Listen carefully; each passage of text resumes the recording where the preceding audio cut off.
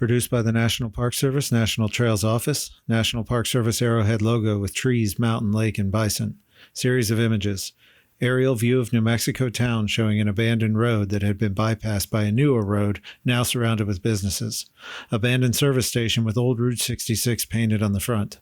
Whiting Brothers Motel and Grocery sign rusted with peeling paint. Another aerial of a town built up around an interstate while a smaller abandoned route runs parallel to it. An abandoned cafe, a motel with a broken sign and weeds growing through the drive. Rundown service station with used tires spray painted on the sign. Voice of Albert Gallegos.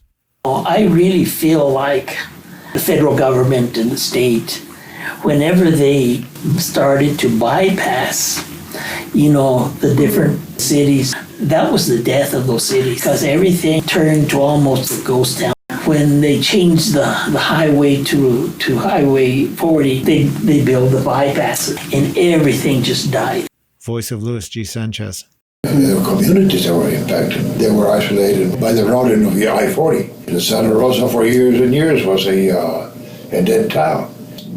One of the mercantile families in Anton Chico was the Marquez family. They were a very large family. And he had a station, and I don't know exactly where because I don't remember seeing it, but it's a neighborhood of the junction of US 84 and I-40 now. He had a service station. He fought with the government when they condemned it to route I-40, and eventually he won in terms that they had to pay him his price because they bypassed him, and they say that it was for political and even there would be little racial overtones in there, that they were bypassing him so as not to pay him. But he fought him and he apparently won. Produced by the National Park Service, National Trails Office. Image credits, Joe Sonderman's online Route 66 archive, NPS photos.